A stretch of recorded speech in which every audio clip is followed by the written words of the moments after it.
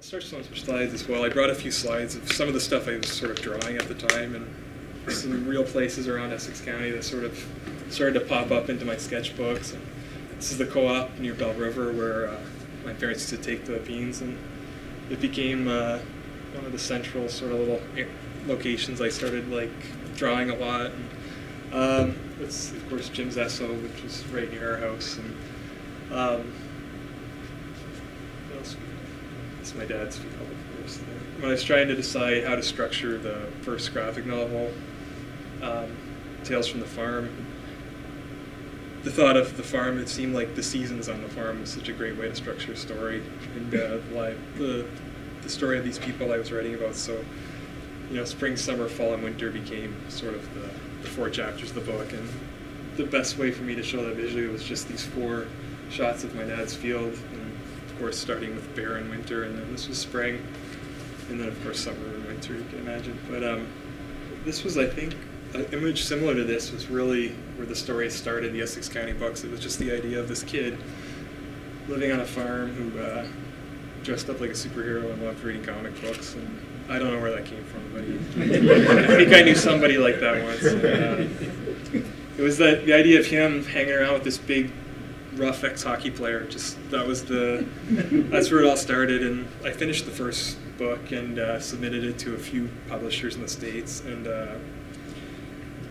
I think I heard back from 2 of the 3, and one of them wanted to publish it, which was Top Shelf, a company that puts out, they're a small publisher, but they put out some really, really high quality material. And it was they don't sell a lot of books, but the ones they do sell tend to carry a lot of prestige in the industry. And when they wanted to carry the book, that was a big step for me, and I obviously got really excited. And while I was working on the first book, I think somehow the story started getting bigger and bigger, and I imagined new characters and new stories sort of springing out from this one. And before I knew it, I was proposing that I do a trilogy of books set in Essex County, Ontario, to a publisher in Atlanta, Georgia.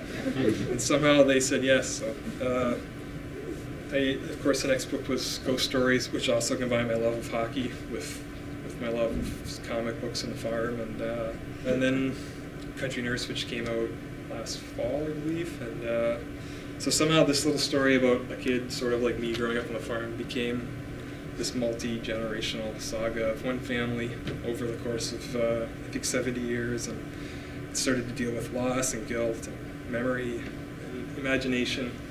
And most importantly, it just was about family. And I finished the Essex County books, and the first one came out, and it got a lot of critical attention in the States, and I was able to sort of travel around a lot with it and do a lot of conventions. And I would say 90% of the people that read the books are from the States, and I think about 50% of those people think that it's Essex County, New Jersey, until I tell them otherwise.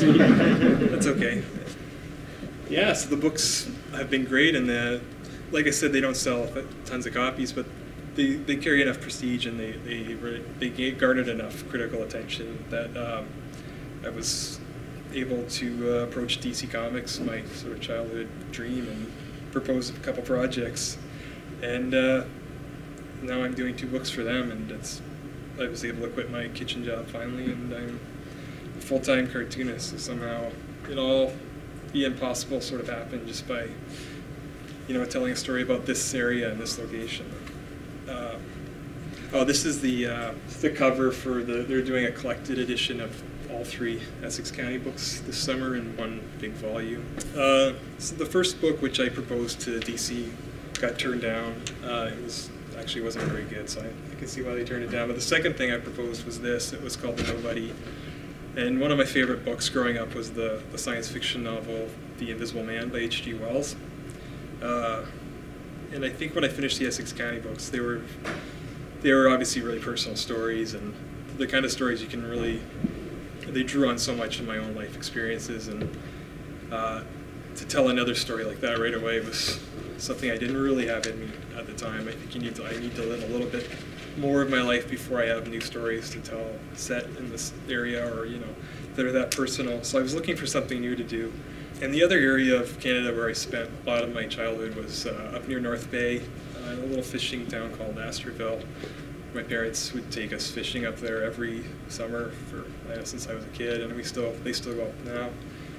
And I always loved that area of Ontario as well, just the small fishing towns and fishing for pickerel in the lake with my dad and stuff like that. And it seemed like like with the Essex County stuff, that just seemed like such a rich visual thing for me to explore. So I got the idea of taking the Invisible Man and putting him in Astorville in a tiny motel and watching the townspeople go crazy when this bandaged weirdo moves into town. So that's the Nobody, and that's going to come out in July as a hardcover from DC. The second project, which is kind of hard to describe, but it's best been described by the DC people as Bambi meets Mad Max, and it's someone in the class today asked me where I got the idea for this, and my idea was I have no idea where I got the idea for it. It's hard to describe, but it's about a little boy with antlers who's lived the first 11 years of his life in sort of wooded seclusion with his father, who's forbid him from ever leaving the woods. And throughout the course of the story, he's obviously forced to leave the woods for the first time, and what he encounters is our world, but through the eyes of a complete innocent who has no frame of reference for anything he's seeing. Again, I couldn't, since it's a DC book, I can't really say it's set in Canada, so I had to say Nebraska, but it's they're really traveling across Essex County for a lot of the book. So that's Sweet Tooth, and that's going to be like a monthly comic book series, which is coming out. I think the first issue is scheduled for September, and it'll be my first book that's in full color as well, which is really exciting. And it's been a real learning experience trying to write a 22-page monthly serial as opposed to like with the Essex County books and the Nobody and things.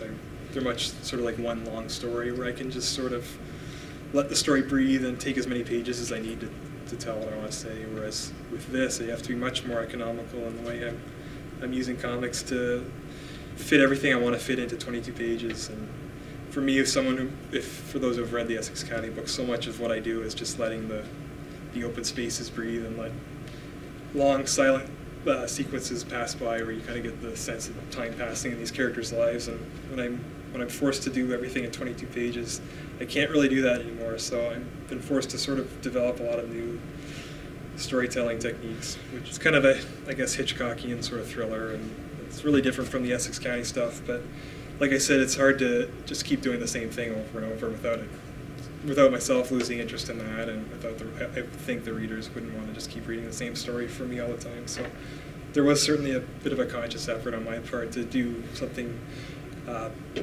different with my new books. Comic Book Syndicate! Assemble!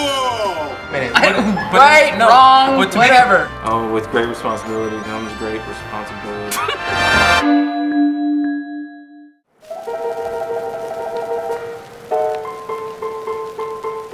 Attention! This is the Curmudgeon. On the subject of Star Trek, there's not much to say other than the movies is quite the franchise. I was surprised to find that the original series was only 3 or 4 seasons. So for it to lay dormant for 40 years, or at least 20, during my winter study of the movie franchise, Star Trek III, The Search for Spock, included quite a bit of material talking about the special effects and what they had to do back then, which was a painstaking process using film. With the 6th movie, you start to see the introduction of computer graphics and animation. And this poses a problem because we've reached that threshold, crossed it, and we will never go back again.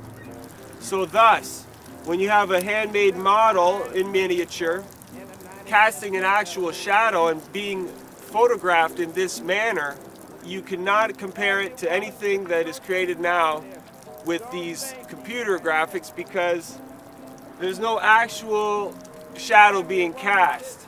So it looks very flat and two-dimensional.